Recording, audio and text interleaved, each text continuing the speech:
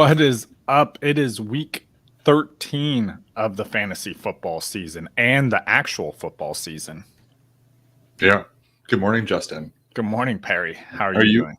I'm good, man. Are you into astronomy at all? Not especially. Just so you know, I do know how the universe started How's that? with you and I. Okay. Right? Universe, UNIV. Oh, Yeah. I get it. Okay. I know you're not a big speller. And it's morning. Yeah, I've seen your tweets, so that one was a risk. But Yeah, and a lot of times auto spell can't even help me. No, it can't. Proofreading probably could, but yeah, sometimes. You just hit that blue tweet way too quickly sometimes. Yeah, I get excited. I'm like, oh, that's a good one. Send it.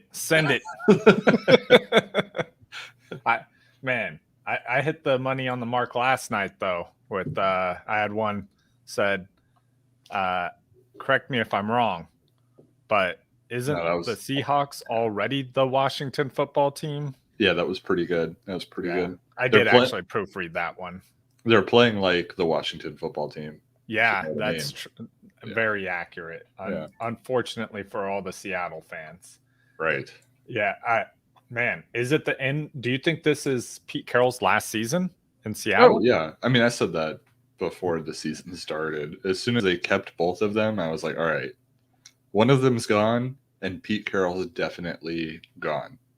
There's a chance Russ is gone too, but Pete Carroll's gone. Okay. I want to believe so.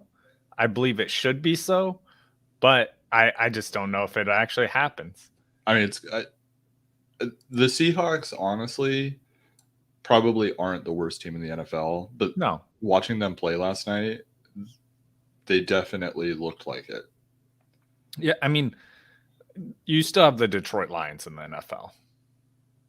Yeah, they won. But you're right. They won one. You're right. They aren't.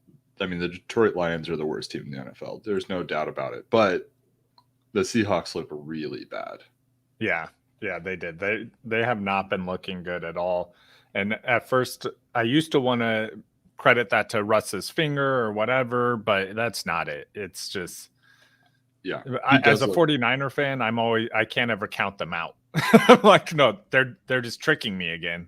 They're looking bad right now, and then they're gonna come back and destroy us. I know it. God, I've seen this.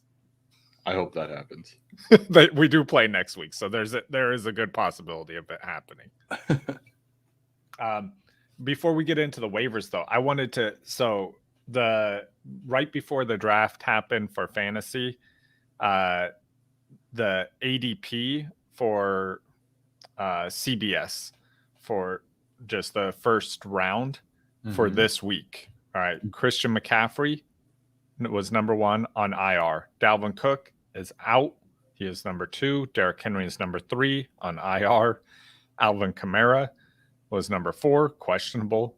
Zeke was number 5, questionable. Aaron Jones on a bye week. Devontae Adams on a bye week. And then you have Travis Kelce. He's the tight end 1. Nick Chubb on a bye week. Austin Eckler, RB2. Jonathan Taylor, RB1. And then Patrick Mahomes to round it out as QB1.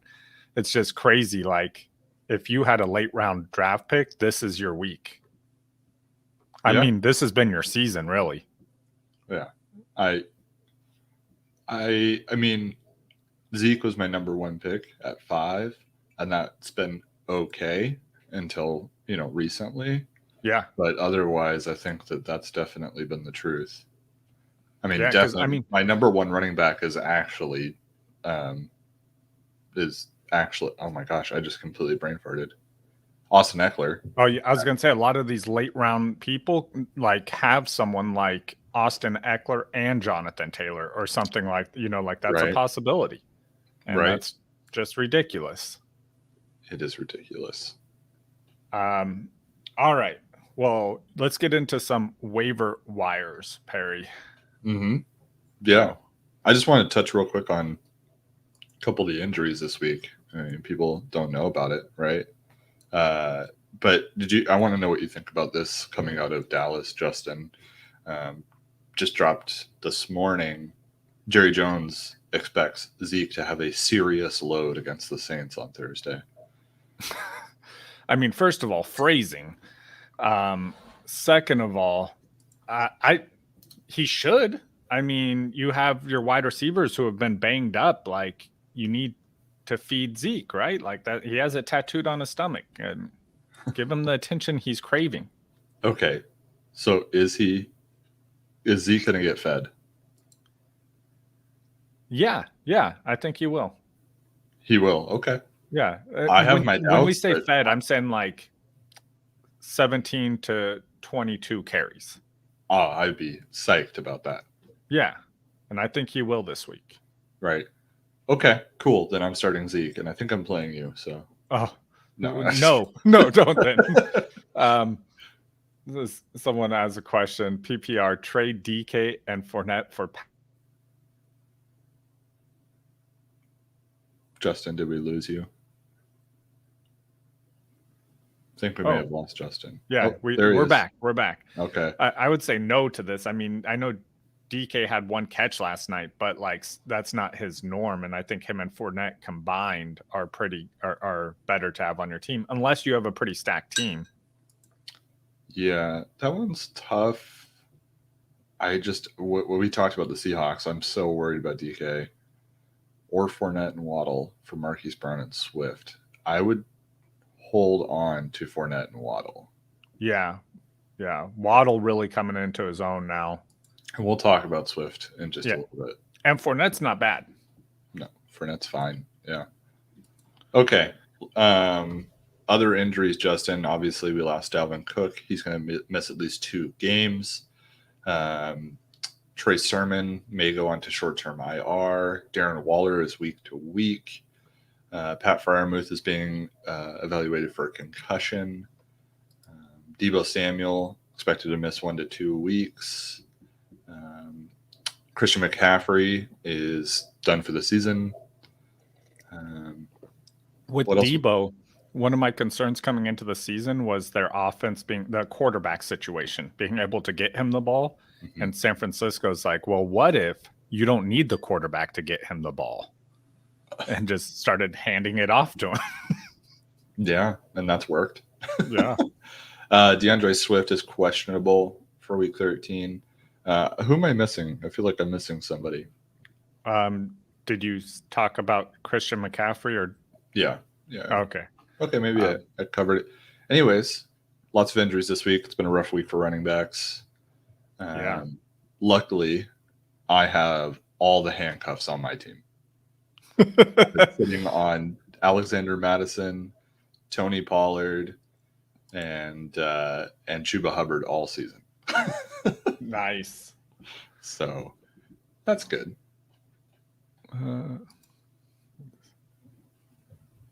Yeah. I suppose.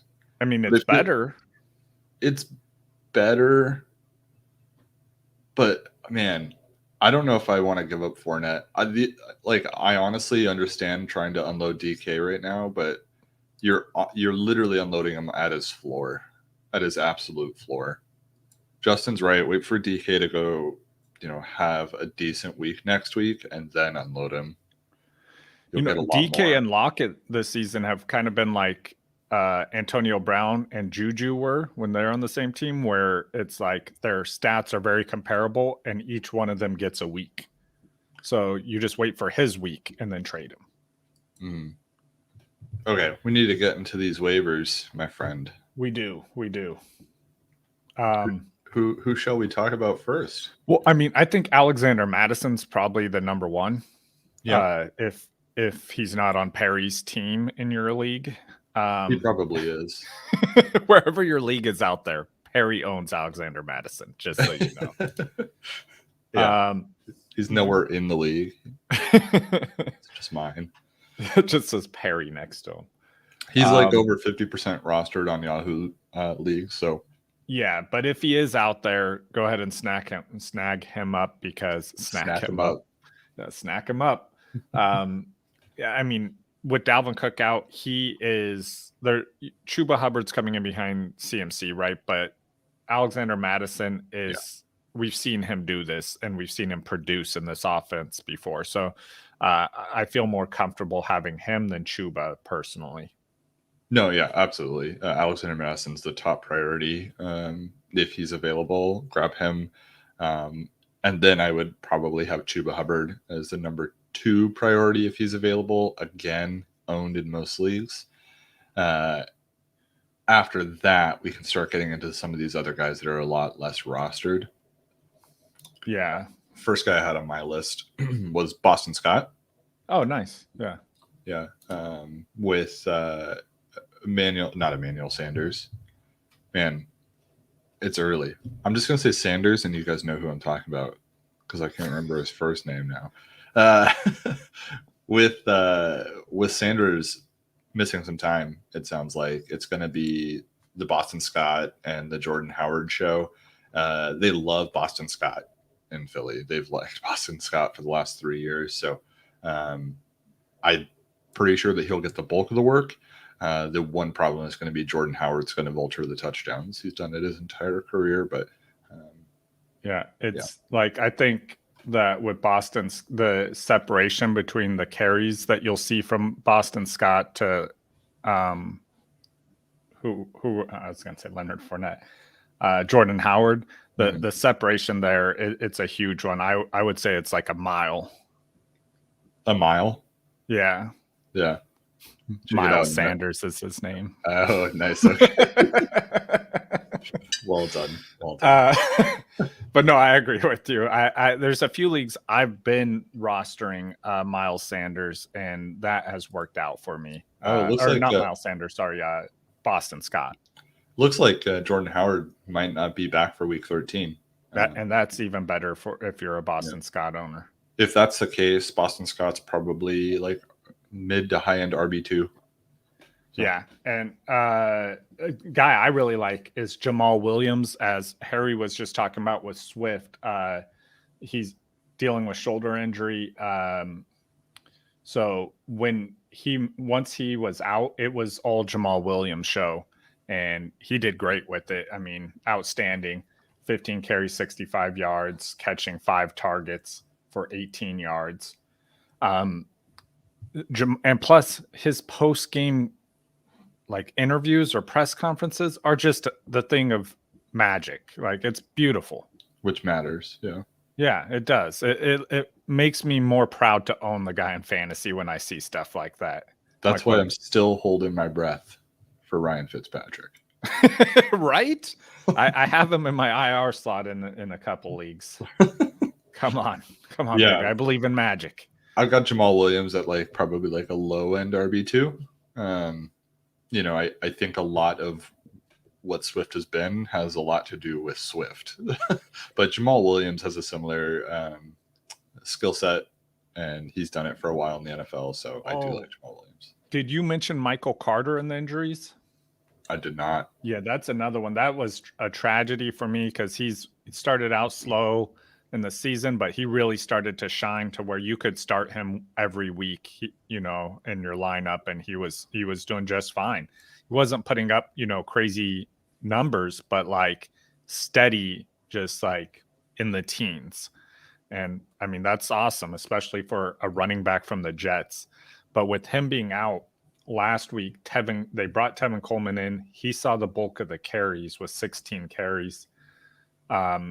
He's worth a pickup if these other guys are gone, but he's probably the lowest one on my list out of the people we've talked about. Yeah, I mean, we've seen what Tevin Coleman is for a long time now. I'm not expecting more because he's on a worse team than he's ever been. So, yeah.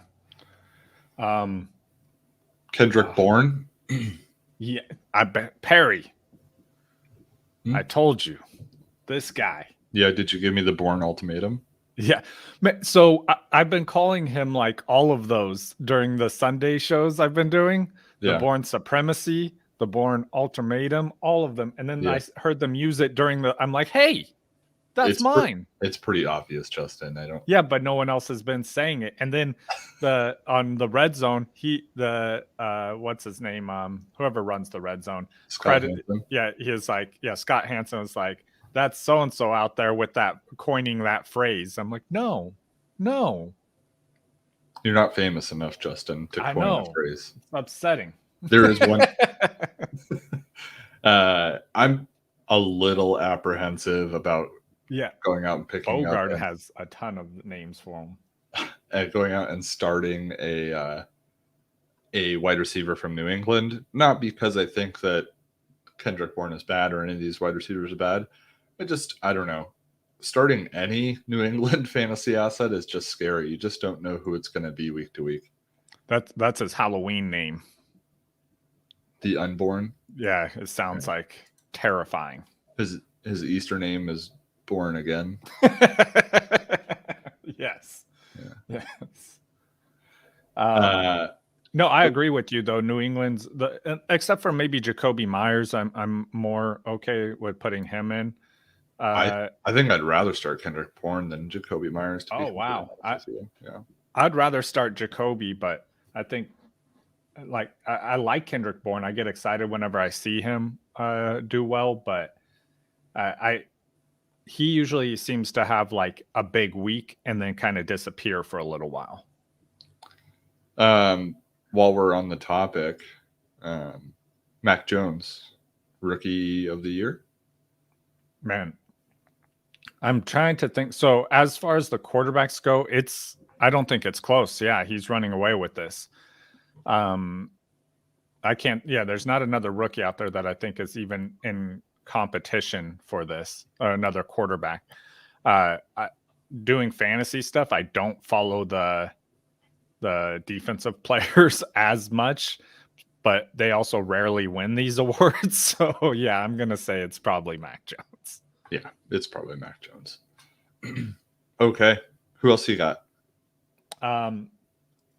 Another, oh man, this one's sad. Kenny Golladay. No. I know, that's why it's sad. It's not exciting in any way. He has not been good at all. He did see more. They seem to be trying to force the ball to him this past week, at least, which was, improvement from previous where they just ignored him. And also Kadarius Toney and Sterling Shepard may not be playing this week. And if they're out again, then I think he's a back end wide receiver 2 possibility. Yeah. I don't want Kenny Golladay on Neither do the Giants, apparently, but they want to pay him. I said this in the offseason. The Kenny Golladay move was the worst thing he could have done for his fantasy career, I suppose. I mean, he made a lot of money. Which is what he was thinking about. Yeah, which is, I mean, fine. Great for him. But, yeah, Kenny Golladay, I think his best days are gone. Miles, what are we doing with Toney? I mean, I like Toney. If you can grab Toney, but he might not be playing this week. So if you need him this week, no, I'd rather have Toney than Golladay, like going forward. But if you need someone for this week, I mean, if Toney's not playing, then I'm going to have to say by default, Kenny Golladay. So Kenny Golladay is rostered in almost 60% of leagues, whereas Kendrick Bourne is only rostered in 19% of leagues. I would start Kendrick Bourne over Kenny Golladay, period.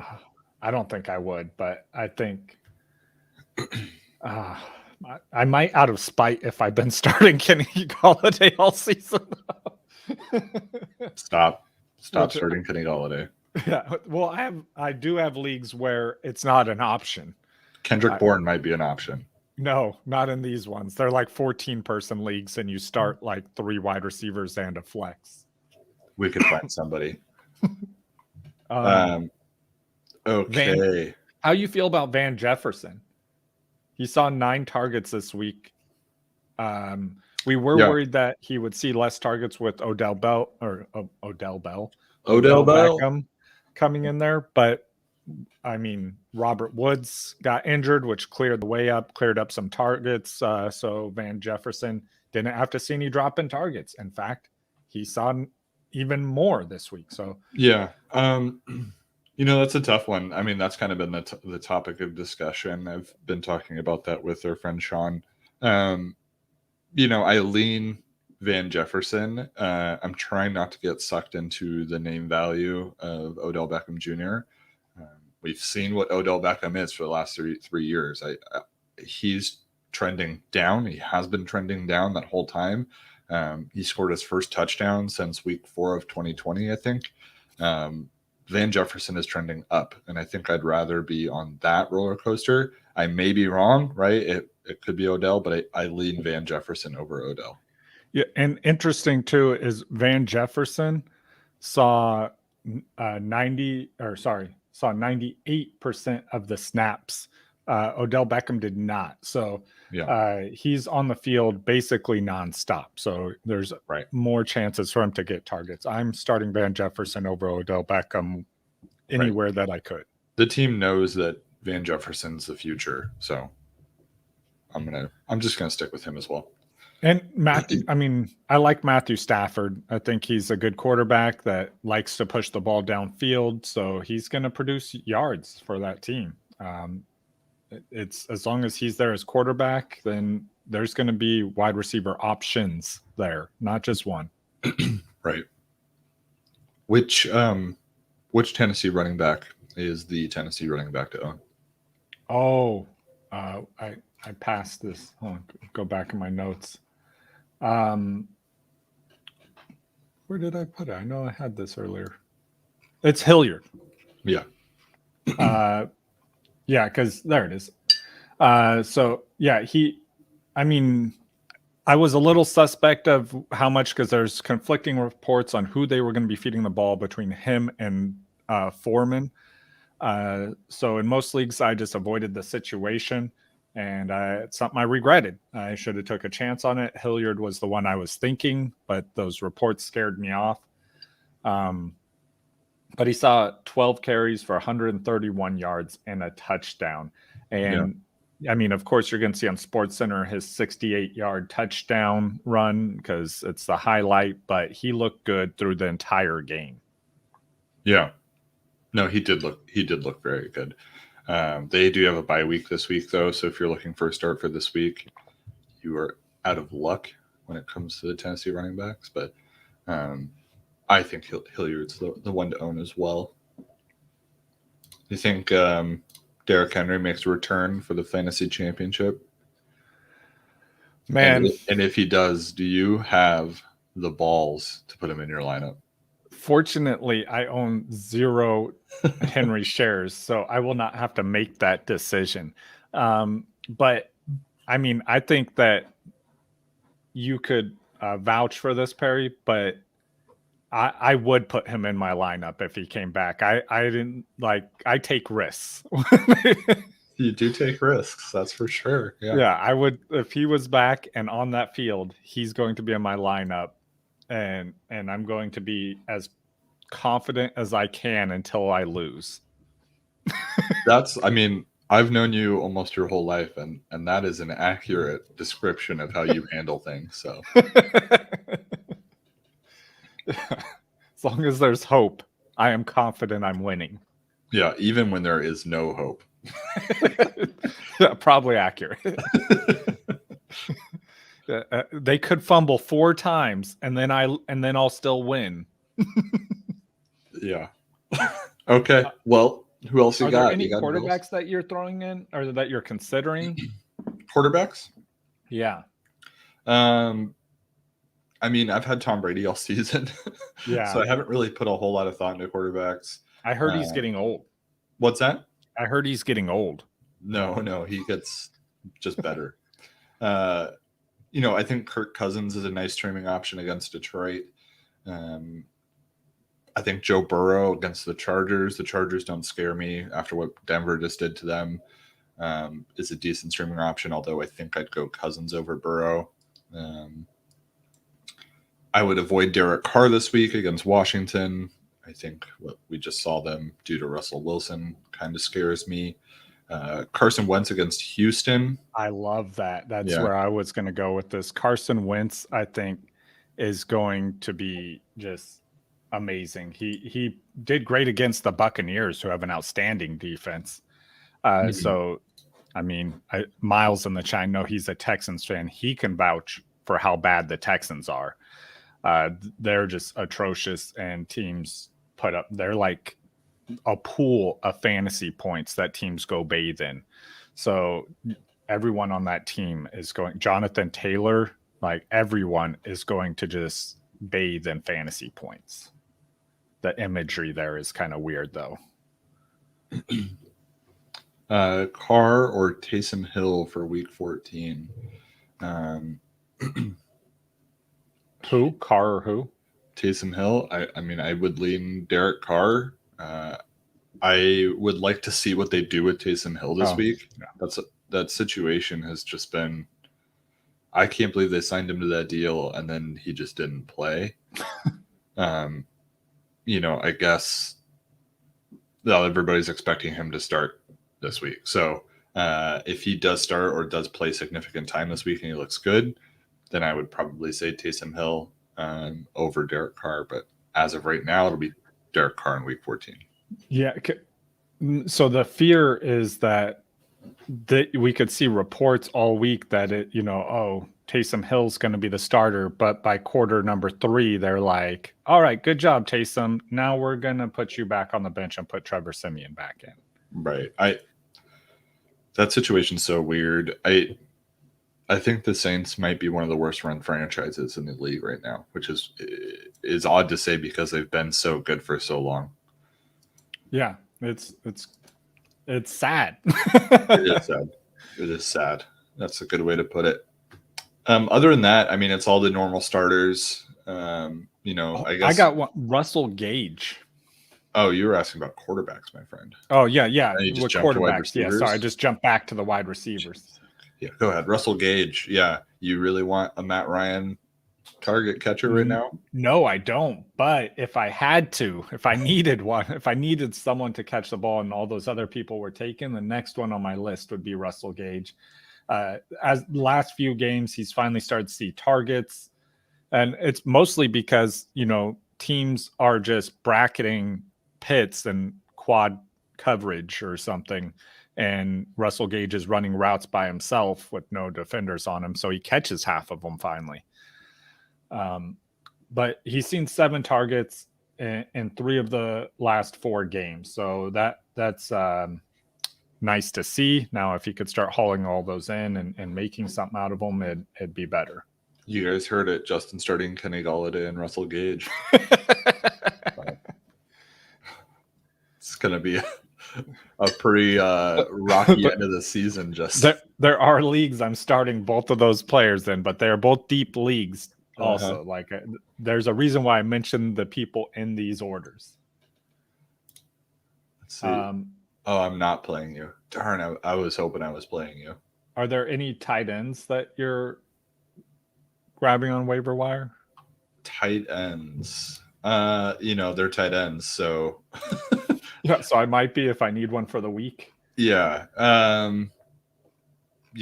mean, you just got to look out who's available out there. People like Dawson Knox, probably not available, but if he is, he should be owned. Mike Gesicki, Pat Freiermuth, obviously, if the concussion isn't a lasting issue, he's somebody definitely that you should go out and grab. One guy I would say, Foster, I have no idea how to pronounce his last name. Moreau. Foster Moreau? Yeah. Yeah. Because that's Darren Waller's backup. We saw him come in last time Darren Waller wasn't there. Darren Waller's backup is Hunter Renfrow. Yeah. But last time Waller missed some time, Foster came in and did just fine. He put up some fantasy points. I want to say he had a touchdown last time. He did. And like he's worth throwing in your lineup if you need a tight end. Like let's say you had Darren Waller or someone. Go ahead and feel comfortable throwing him in your lineup. You may have never heard his name if you're a casual fan, but he's safe to put in your lineup. And then a deep pickup is Cole Kmet. At tight end. So Cole Kmet with 11 targets last week. He's second year tight end, so maybe he's coming into his own a little bit, but there's no guaranteed production there for sure. Yeah, I really hope he does. Like I'm banking on him at the end of this season and next season in some dynasty leagues, really figuring things out in the NFL and seeing increase in his role. Well, I think that's all the players I plan to talk about, Perry. Yeah, same. Yeah, I'm happy terrible week if you owned a running back. Yeah. I think everyone owned a running back. Yeah. If you owned a running back, you had a terrible week. Unless that running back was Joe Mixon. Right. Yeah. Or Leonard Fournette. Yeah.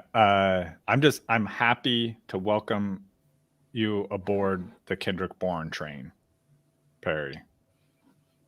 The beginning of the season, you were on Team Aguilar. Oh, yeah, that's true. Should we talk about the trains that you've fallen off of?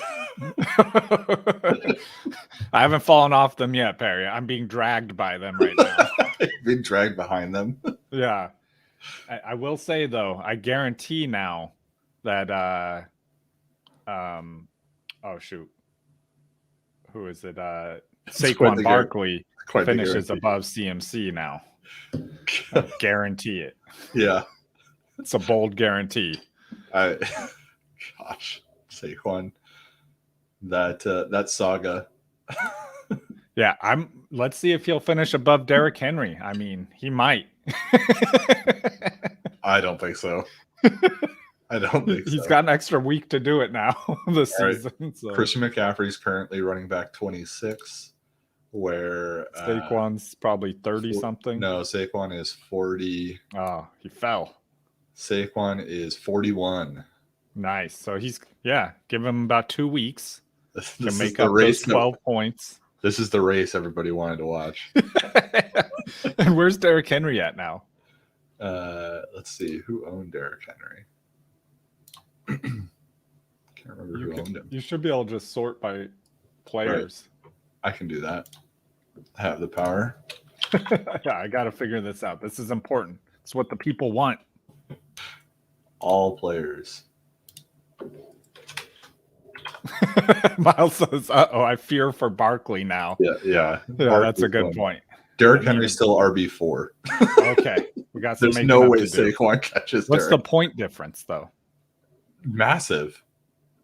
Okay, Derrick Henry has 186.3 points, where Barkley has 73.4. All right, we got some making up to do. Come on. Yeah. Come on, Saquon. Yeah, right. It's not even Saquon, though. It's just the Giants. Come on, Giants. I think it's a little bit of Saquon, play too. Calling. He hasn't looked good when he gets the ball either. I'm worried about Saquon. He did break away 2 weeks ago they gave him the ball 6 times. Then last week they actually gave him the ball a little bit. He did break one off, but their offensive line is just garbage. Yep.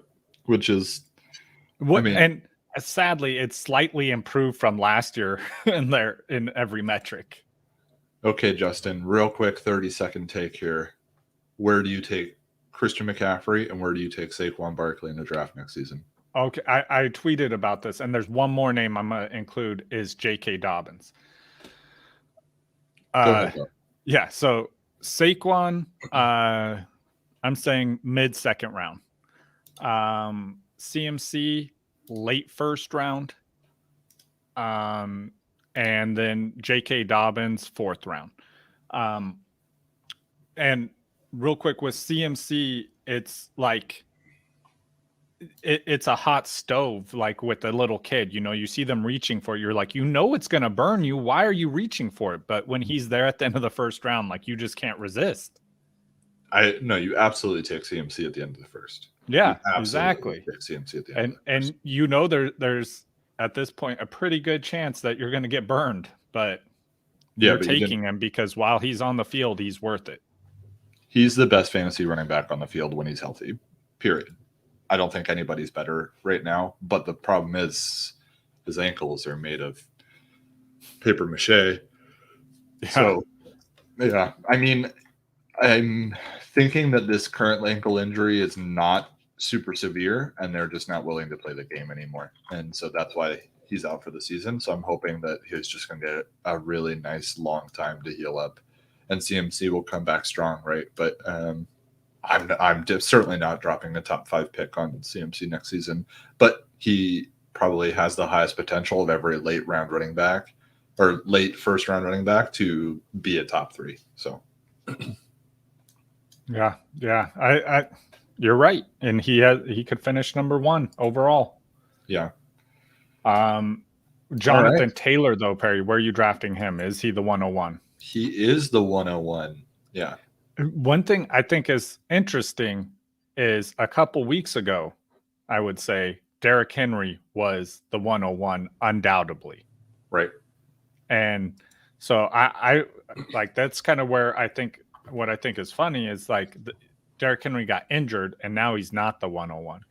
I think Derrick Henry and Jonathan Taylor have the exact same chance of getting injured next season.